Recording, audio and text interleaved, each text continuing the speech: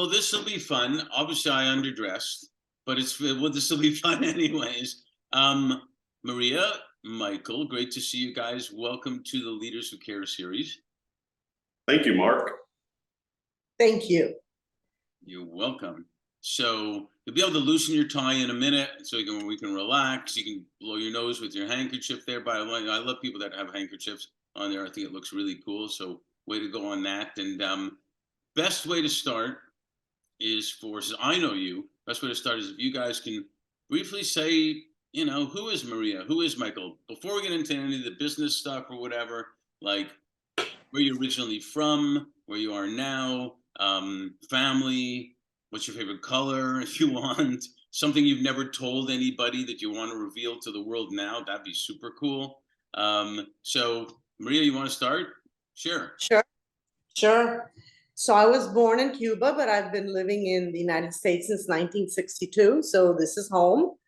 I went to school here, except for the university. I went to Florida State and then came back home. I studied social work and have been going into other fields such as development and marketing, but I'm actually back in social work. So it's been full circle for me. My background is in the nursing home. We'll get into that in a minute. What about family stuff? Family. So we have three daughters and one son. They all live somewhere else. They're scattered throughout the United States. One is local. They are all professional and actually living on their own. So this is nice. None of them are married, but we do get to see them often. And what else would you like to know? Your family here is all here? My family is all here. My mother's still alive. I have 2 brothers, and they're both married with families. So, and we're all very close, and we still get together for the holidays at our home here. So that's actually very nice. And most of the kids come home. So that's a treat. And it's the only 2 times that Maria cooks these 2 holidays. Correct. I do know you guys like to go to restaurants for dinner. Yes, I know that. What about you, Michael? Who's Michael? Born in upstate New York, moved to Houston. My dad was a NASA engineer with the Apollo mission program. So young kid, grew up there, played a lot of sports. Baseball was my main sport that I played. When I was 13, we moved outside of Philadelphia. My dad went to work GE Aerospace there. To high school there. Went off to college at Dallas, SMU, proud member of Sigma Chi fraternity, and enjoyed that time. Came back to Philadelphia to go to grad school and start a career. And then after starting the career, I moved to New York for a little while, and then came back to Philadelphia after my son was born, and lived there up until 24 years ago, when went through some things in life and met this lady and said, we're going to Miami, and that's the end of the story. So middle-class family, upper middle-class family, a nice childhood. And I have 2 younger brothers and an older sister. There are other parts of the country, and parents are no longer with us, but they're with us in spirit, as always. Yep. And so with respect to that, I guess it's 6 o'clock there. You've had your Cuban coffee little hit today or not? You still do that? Maria does it in the morning, her cafe con leche. I had regular American coffee this afternoon.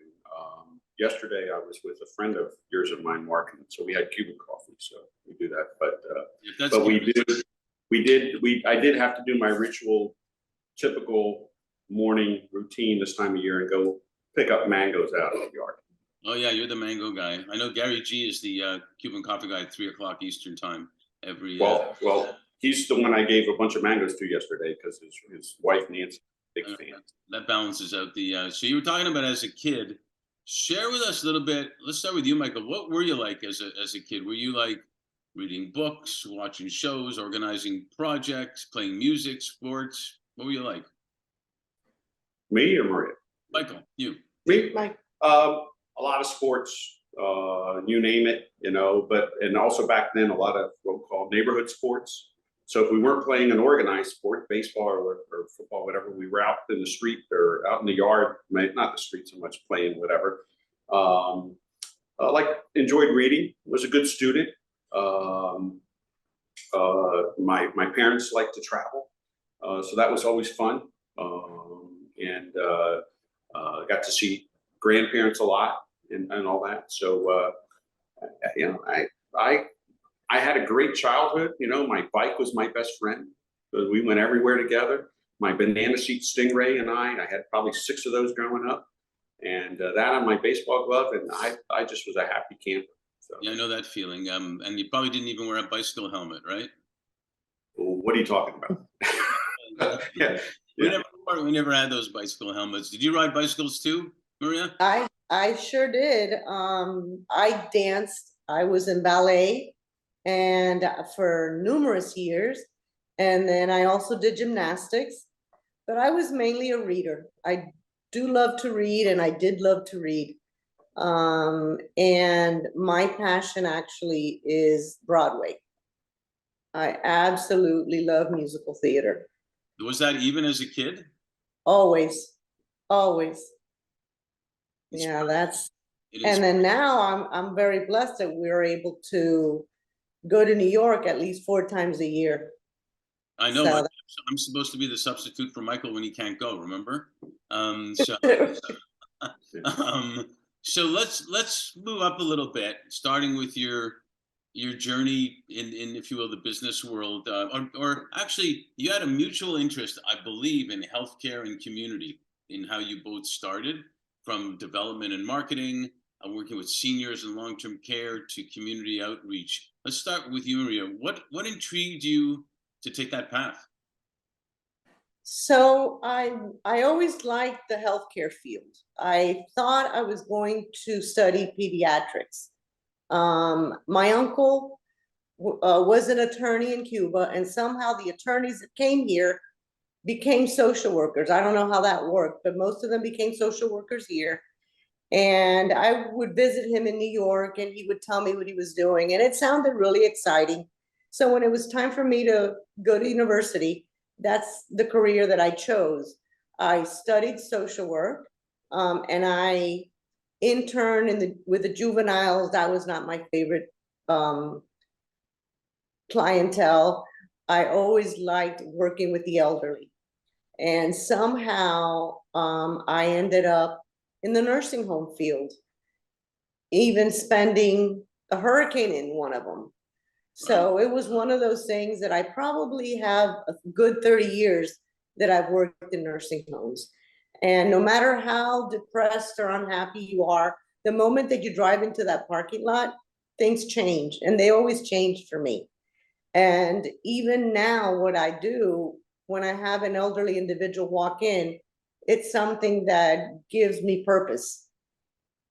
Yeah, no, that's great. My grandfather used to say, if you're feeling depressed or whatnot, go to either a senior citizens home or a children's hospital and see what's really up in the world. So, Michael, with the attorneys that you know, do you actually ever think that they could become social workers? No. That's a hard no, Mark. Well, most of them. I mean, there's some good ones out there, but that's a point. Yeah, and I was a biology chemistry major in college and looking to go to med school, and I came back to Philadelphia. My father was ill and whatever, but then to go to grad school, that really wasn't in the cards. And my mother at the time was working in healthcare for a clinical lab company. And so I went in there to get a part-time job while I was going to grad school.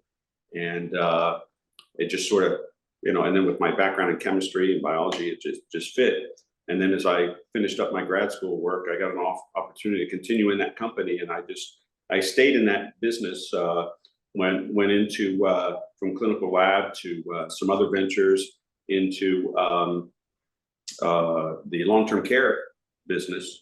with a group and owned properties throughout the East Coast and all in a management position. And actually, that's how Maria and I met. She was running one of the facilities in Miami, and that was in our portfolio. And I would come down with the team, and most of the members of the executive team didn't like coming to Florida in the summer. And I didn't mind it because I grew up in Houston in the heat. And so I sometimes was the guy that came down. And so Maria and I interacted a lot, and that's how we got to know each other. And over obviously the years, other things developed. And so we joke about it. We met in a nursing home, and we'll probably say goodbye in a nursing home. But that's just the way it's going to be, and we'll see. No, that's actually super interesting. Things happen for a reason, I guess, as they say. All the time. Always. It's interesting how that happens. I'll go back to you to continue for a minute, Michael. So did you use all that healthcare? How did it happen to bring that into government relations? Was it related to healthcare or seniors or whatnot, or did you just make a change? Well, I was down here in Florida, and I went to work for another company here in Florida, in Miami, that was having issues with the Medicaid program in the state of Florida. So I took it on to go assist that company. And so I was going to Tallahassee and meeting with people and whatnot, and was resolving that problem. And through that, I got to meet a lot of the elected officials and politicians and whatnot. And make a long story short, I got invited to go to a luncheon one day and by a gentleman. And at the table, I'm sitting with state and federal congressmen and senators. And some people came up to me and they said, when we leave here, can you introduce me to so-and-so and so-and-so? I said, sure. So as I did that, a big hand grabbed me by the shoulder and said, what are you doing? I said, what do you mean? And he said, that's what I do for a living. And I'm the one that invited you here. You can parlay this, and whatnot. Why don't we meet next week for lunch and talk about maybe joining the team? So I started sort of on a part-time working with this firm. And then it just exploded from there. And then a few years later, I developed my own firm. So I have my own lobbying and government relations group that we run. So did you see that skill set when he was lobbying for you when he met you, or what? No, I'm asking Maria this. Did Maria? Oh, there you go. Oh no. good segue, Mark. That was smart. No, I did not see that coming. Oh, great. Did you see coming working as a community specialist with Florida Blue and what you're doing? Did that happen on purpose, or how did that evolve? So I ended up going, when I left the nursing homes, I ended up going to University of Miami, where I was working development. And it was just, I got to meet a lot of people, and somehow ended up in the insurance business. I do have my license to sell. I do not sell, but I've kept my license up, and met my boss that brought me into Florida Blue. She's no longer there, but she brought me to Florida Blue, and I had actually been with them for 7 years prior to that. So I came back. The office is actually 2 miles from my house. And the beauty of being there is that I get to work with everybody in the community, whether they're a member or not. So I really get to help whoever needs assistance. Not only do I do that, I'm a certified health coach, and I also get to teach. And that's really nice because you have a whole scope of things that you're doing. There's no 2 days alike. Everything is different. You never know what's going to happen, and you need to be flexible and go with the flow. I mean, it's just not anything, and I like that. I'm not that rigid where I have to do something the exact hour every day. So I'm good with that. I can prioritize and do whatever needs to get done.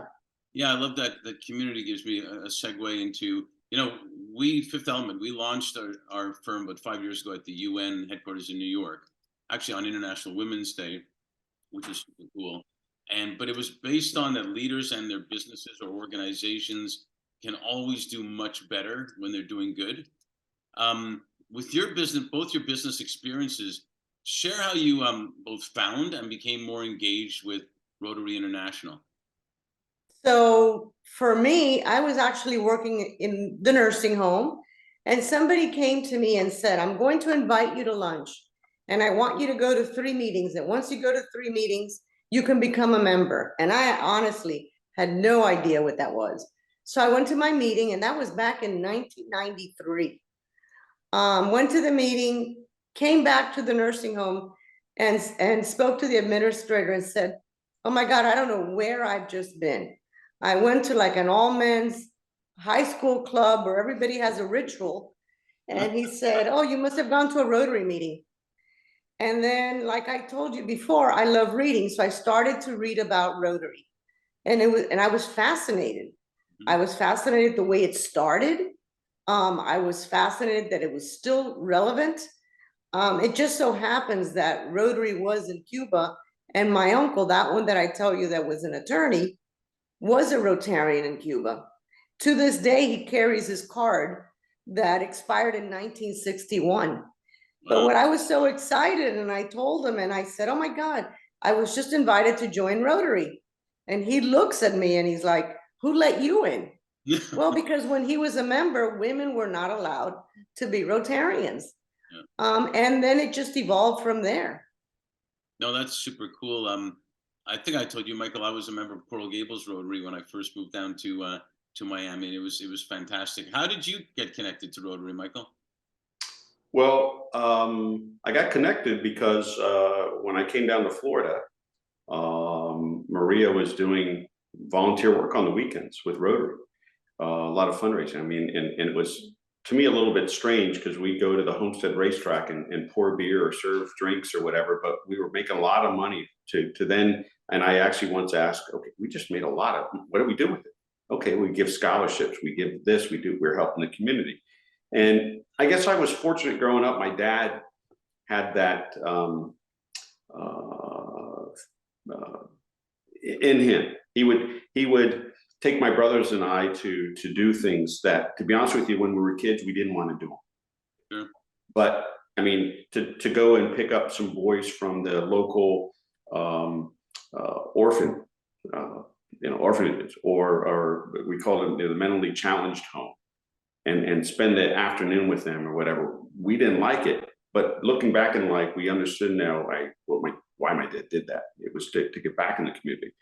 So when I first went to Rotary, I went actually as I was working for the senior healthcare company, and Maria said, "Let me show you one thing that we do in marketing." And I go to the meeting, and I again do the rituals and whatnot. And I thought, okay, when's the pledge paddle come out? But whatever. But then you go and you see what they're doing, and I caught the bug. So when I finally settled down here, we were actually, Maria and I were actually at a convention in Singapore. Somebody came up to me, actually a governor, and said, "So what club are you a member of?" And I said, "I'm not a Rotarian." And he said, and I always remember this, "I see all the things that you do in the community with Maria. You're a Rotarian here, you just don't have a club." I use that line now with people. So I joined, and the rest is history. But I go back. As a matter of fact, I'm going to be attending the Rotary Club of Coral Gables tomorrow. They invited me to come. They want to thank me as I finish my term as governor, and all. But I mean, we could go, on and on, which we will make comments about Rotary. We will. Let's do that. Say hi to all my Coral Gables friends. I don't know if they remember, at the Coral Gables Rotary, but it was fun. It's interesting, without getting too far off. When I first came to be executive director of another nonprofit, JC's International, we were tied in with Rotary and did stuff together. And so it was in my heart also to do that stuff, and I super enjoyed it. And Coral Gables Group was fantastic. I want to talk about experiences you've had with Rotary, and preface it with, The fourth industrial revolution was about, or is about, technology and AI and everything that's happening. But the fifth has been pretty well recognized as humanity, which is actually half the reason for our name, Fifth Element. What we found is impact and talent, in whether it's a for-profit or nonprofit, come together, and that's when organizations are most successful, when those are in harmony. Can you both share with us experiences and accomplishments where and how and who you had as partners that you did make, like you said, sold a lot of beer, but it was for good social impact. There was an economic impact, not only financial for the nonprofit or the cause, but even for businesses getting involved. It was good for their business to be involved with Rotary, and how you saw the impact being made both ways, for the business and for Rotary and the cause they were that you were supporting. So, there's a quote, volunteers don't necessarily have the time, but they have the heart. Mm-hmm. And that's what we found in Rotary. But I'm glad to say, with the group that we were first involved in, and we still are involved in, obviously the same club, we have a lot of fun. And more importantly, they really become your family, right. And all. So doing these projects, whether it was serving beer or we have a food pantry and whatnot. I mean, I'm preaching to the choir here because, Mark, you're so involved. But the benefit that you get out of it personally is much, much more exponential than what we could do for anybody. It's just that wonderful feeling when you see the impact that we have on lives in the world. It's just amazing. And Rotary itself, I'm sure you're familiar somewhat with it, but we're the reason that you don't have polio. Yep. In the world. We're down to 6 cases now. Maria went to India for 3 weeks in the slums and gave the polio drops. There was a time where you had 2 million people a month getting polio in this world. What was that like? By the way, sorry, Michael. What was that like? India? Yeah, doing that. So, when I joined, and I knew that the project that they were trying to do was eradicate polio. I don't know why, but my dream had always been to take part in that. I always wanted to do that. I joined in '93, and I actually got the opportunity in 2019. So many, many years later. Michael didn't go. I went. And I tell you, you see things that if you think you don't have what you want, when you get there, you need to be so thankful that you are where you're at. I went to a hospital that still has, it's functioning, it still has polio victims in there, patients. And there was a little girl, and I remember I had on a Mickey Mouse scarf, which for us, it's like, what's the big deal? Because, we get this all the time. It's, we're always in Disney. It's second nature to us. Our youngest daughter lives in Orlando. But anyway, she was enamored with my scarf. So I took it off and I gave it to her. And you would have thought I had given her $1 million. The smile on that little girl's face was incredible. Something as nothing as a scarf. But it was such a big deal. And when you do those drops, which had been my dream, I really can't even describe it. It was worth everything in that trip to just be able to do that. And that's something that I'll remember for the rest of my life. And it's stories like that and experiences like that when you share with other people, it makes an impact to the families, to the community, etc. And speaking of not a big deal, I know the one that one of the ones I know, Michael, you've been involved in. Can you share a little bit about the Haitian soccer girls? What happened with them? Sure. So a group of young girls, middle teens, in Haiti. As you know, Haiti is going through some turmoil, and it continues. But they were on a soccer team, and there was a rumor that a gang was going to kidnap these girls. and put them into the sex trade. And that rumor got through to a number of people, and I got a phone call and so on and so forth. And I called a buddy of mine at the state. Anyway, I just did my part and whatnot. And I'm glad to say that about 3 months later, the girls were brought here to the United States, and they got guardians assigned to them through the program. And they found out, of course, that these girls, their passion was to play soccer because they had played soccer and all. So Rotary, the Rotary Club of Miami, took them under their wings, and it was done by a gentleman that was familiar with Rotary, Pat Santangelo. He's a former state head of state troopers here that I know very well, and he got them situated, and so we got them membership in the Little Haiti Football Club, the women's team, and they started playing, and they were winning. And then some of the Rotarians went to see some of the games and noticed that they had ragtag T-shirts and shorts and whatever. So they said, this isn't right. We need to get them uniforms. So they went and they bought them some beautiful uniforms. I call them cleats. They call them boots, all the equipment, whatever, paid their fees, paid their travel. They started competing. Moved forward this year, they got second place in nationals. And then when they came back, they played the Beckham's boys team based here, and they beat the Beckham boys team. All right, guys. Yeah, and so these young ladies, the great thing is that the uniform they have has the Rotary logo on it. So Maria and I had the honor of presenting these jerseys to them. Yeah. And we went to give them the jerseys, and they're near the pitch. I kept calling it the field. They kept correcting me. It's the pitch and all. And it was interesting. I'll share this with you. So they had an American flag patch put on. And I said to one of the girls, would you like the Haitian patch put on, whatever? And she said, no, we're here in America. And I said, but usually we put it on this shoulder, and you got your team asked for it on this shoulder. I said, why?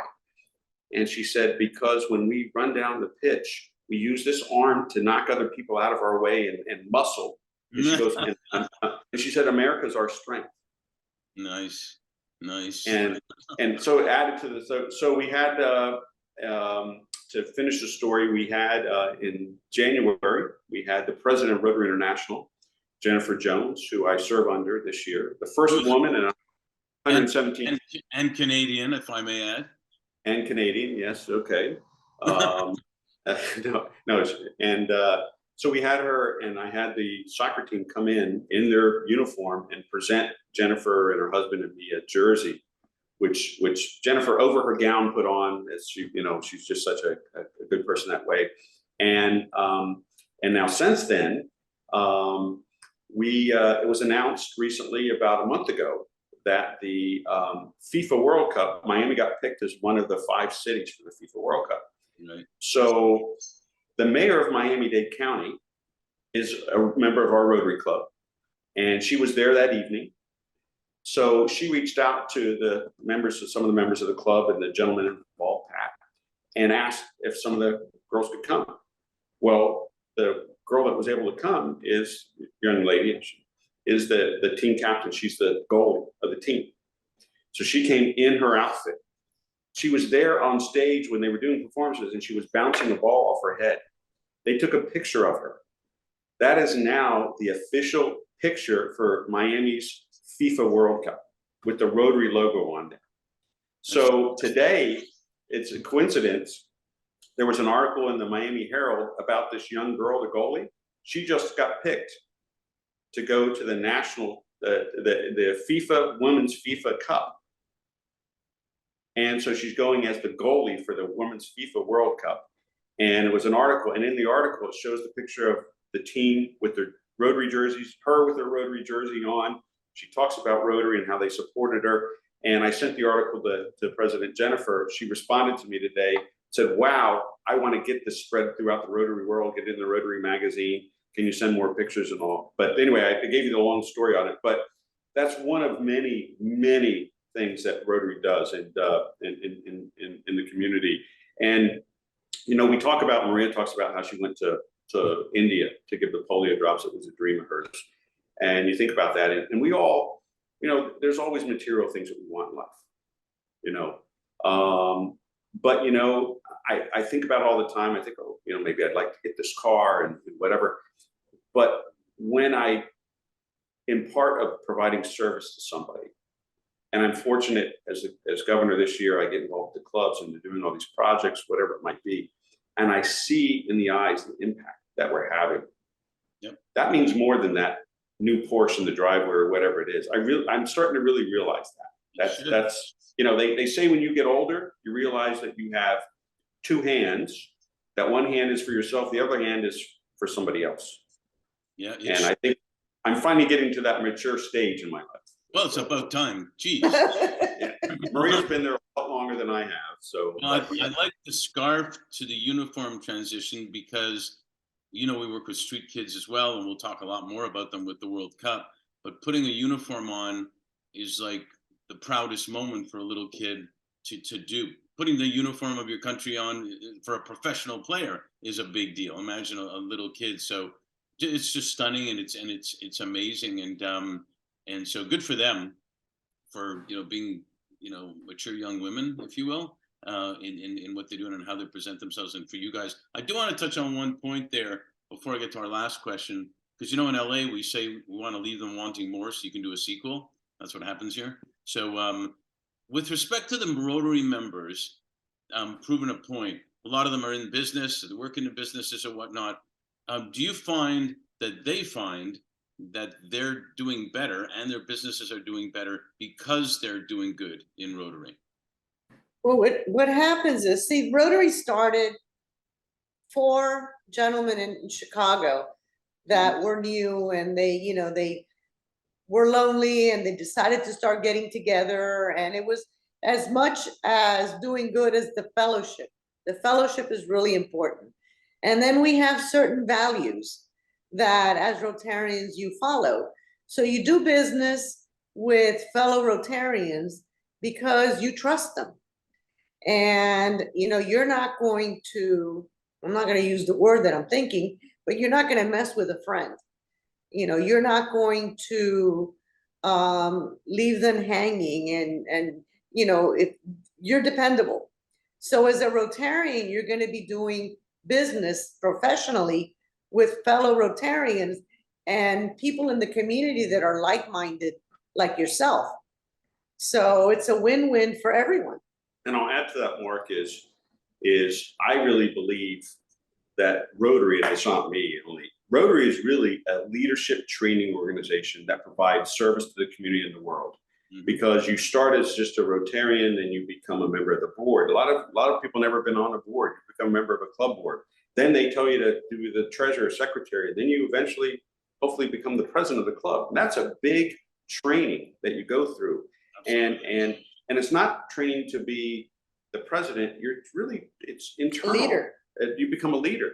And then if you're lucky, you go on to work in the district on a committee and whatnot. And I was fortunate this year to be selected on ending my week this year as a year of being the governor for our district, which is South Florida and the Grand Bahama Islands.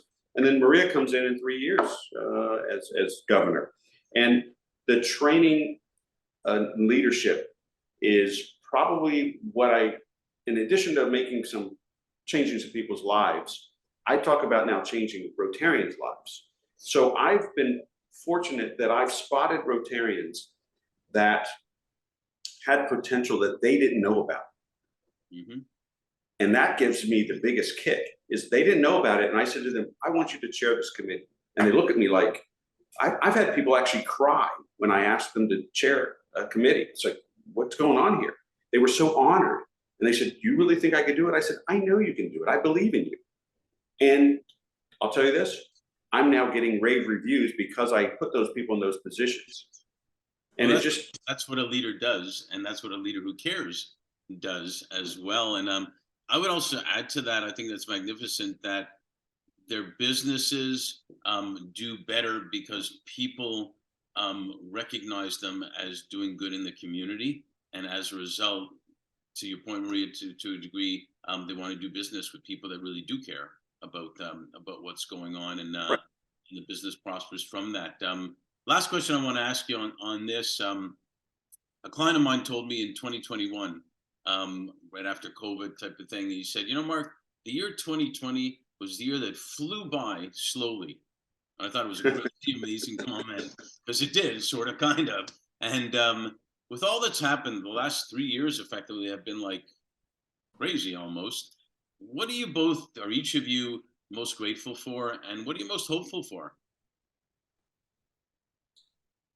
Well, I'm grateful that we're putting that behind us. I'm grateful that we were able, it didn't break us because, you know, we pivoted and we did what we had to do to stay connected. And that's one of the things that I taught today. You know, socialization was kind of, you know, you could have been totally isolated because we were told you couldn't go out and you couldn't go to work and you couldn't do anything. But yet we found ways to still connect, whether it be by phone. I mean, Zoom, who would have been doing Zoom? I mean, this is completely new, but then it opened up a whole new world. Yep. Because, you know, that's never going to go away. Here we are on Zoom again. And what are you most hopeful for? And I'm hopeful that that's going to open up lines of communication with more and more people that, because of the distance, they, you know, they feel, you know, like they can't really be there. But yet now they can. We taught them that they can. And, you know, slowly we are going back to normal, whatever normal might be. I don't know what it is. We don't know what normal is anymore. What about you, Michael? Grateful, hopeful? Very grateful that, like Maria said, we made it through the experience. It was touch and go. It was scary for all of us as a world. Yeah. And we came through it, and you know, people say, and somebody said one time, we should all be proud of ourselves, and I had to think about that, but we should. We made it through. I'm grateful that we had Netflix during COVID. I say that jokingly, but then again, back to Maria's point, it gave us exposure to the world. Of course, Zoom, I mean, that just an unbelievable benefit, and we used it to our advantage, not only in business as we have, but in Rotary. As Maria was saying, we were able to have speakers for our club meetings and district meetings that we would never, ever have had. Mm-hmm. People across the globe that we would have had to pay them to come on the Zoom, and they were looking for something to do and would speak to us. So it opened up and expanded our horizons, we'll say for that. Hopeful, I'm hopeful that the growth that we came through continues. I'm hoping that we don't forget what it was like. I know that I was speaking to a friend of mine in Chicago today who said when he went outside he had to put a mask on because of the smoke from Canada. Sorry about that. Sorry. and how it brought back all these memories. All these people were saying, you know, they're wearing their N95s and the mask and stuff and whatnot. And so we hope that doesn't happen too often, and also hoping that we can be nice, continue this journey that we're on, Maria and I, with Rotary, and continue to give back and continue to lead and help others. I mean, I could say it over and over again, and you've been there again. I said I preached to the choir. You know, just changing one life just is amazing. We have a friend of ours next week. He's graduating from Miami-Dade Police Academy, and he's a young man that, without going into it, Maria and I met working at a drugstore, and one day I asked him, what does he want to do in his life? He says, I want to be a police officer. I said, so what's stopping you? He says, well, where I come from, in my part of the town, I get laughed at. Nobody likes the police. Yep. And I said, well, you need 2 new friends, and you got Maria and I. And getting into it, I made some calls, got him involved. He went to the basic police training. Maria then actually won an award from her work. And part of the award was to give that money to a group. So what did Maria do? She said, I'm going to give it to the Rotary Club to give this gentleman as a scholarship, this young man. So he could finish, because he was supporting his mother and his grandmother doing this. So he got through. He actually is working as a police officer, but now he wanted to work in Miami-Dade County. That was always his goal, to be a Miami-Dade police officer. So he graduates next week, and he asked me to be there at the graduation and be the one to pin him with his new badge. And you know, you touch lives like that, and it just, I mean, we could tell a million of those stories. You know? Yeah, no, it's beautiful, and it's going to relate to what we talk about in a few minutes about influencers, and you know, one person will touch who knows how many afterwards that you do that with. So I'm most grateful to have you guys as relatively new friends, but good friends, and I'm hopeful for getting to a Broadway show with you, Maria. And you're not for the mangoes? I thought you liked it. The mangoes were good, but you know, I mean, no, I'm really hopeful that you know, that we all can, like you said, Maria, be kinder to each other, and I think that really can make a difference. As simple as it may sound. So thanks for sharing all this and being. And Mark, I'm going to interrupt you. First of all, thank you for taking the time and doing this. And you are a good friend. We hope to continue the relationship. But I'm going to go back to something you said about your group and the Fifth Element. Where did you have that first meeting? When you said, where did you have the first meeting? And you said at the United Nations building. The United Nations was in New York, exactly. I don't know if you know this, but you probably do, being a Rotarian. Rotary founded the United Nations. Right. No, it's an interesting connection, isn't there? full circle in what we do. And they have Rotary Day at the United Nations. We've been to it. Right. It's really cool. The only NGO with a permanent seat there. So, you know, what it does, it all comes back to us all doing good together. We need to get, thank you. We need to get Rotary on the Security Council and maybe replace somebody else on there. But that's another story. Hey, thank you so much, guys, for sharing the thank you. all that you do. Okay, thanks a lot. Appreciate it.